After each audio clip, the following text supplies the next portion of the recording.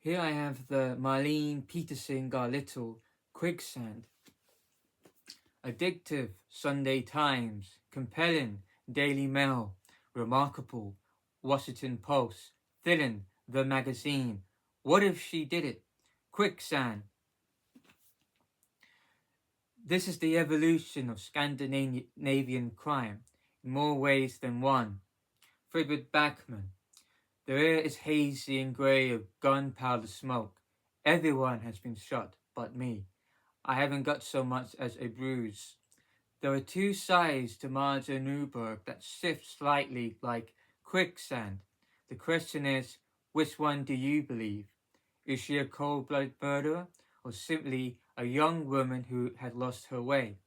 Compelling and brutally candid, so superbly told that it lingers in the mind long after the jury's verdict. Daily Mail. The themes of the novel deal with race, segregation, race and beauty. It's more of a procedural court drama than a crime story. It's centered around Marja Newberg, who is on trial, and the story lets you make your own conclusions if she is guilty or not. At first, reading this, I didn't care so much for it. I didn't care so much about the characters because I found the characters at first unlikable. I thought they were just rich, privileged kids. After a few pages, what the story tries to make a point is that these kids who come from these wealthy upbringings, the stress and the anxiety of having to live up to expectations that their parents put onto them,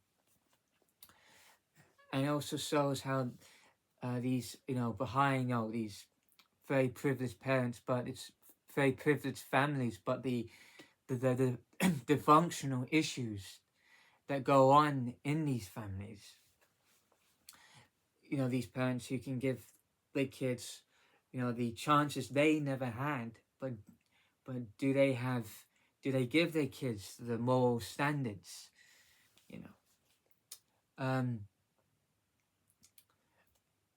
What I found the character of Marja, who I was unsure about, didn't know if my conclusions of her, I was debating if she was guilty or not.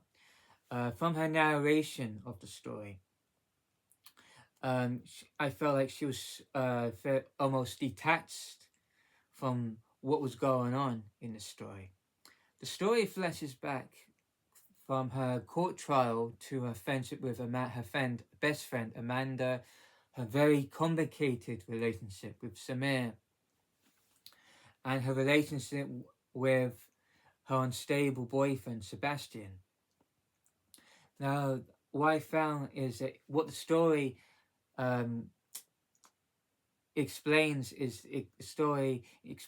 psychopathy between Sebastian and his father, Callis, who I felt in the story was some ways nurturing his son's psychosis.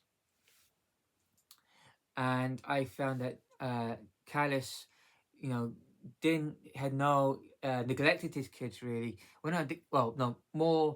Didn't care really for his kids, but saw his two sons, as nothing more as accolades for his wealth.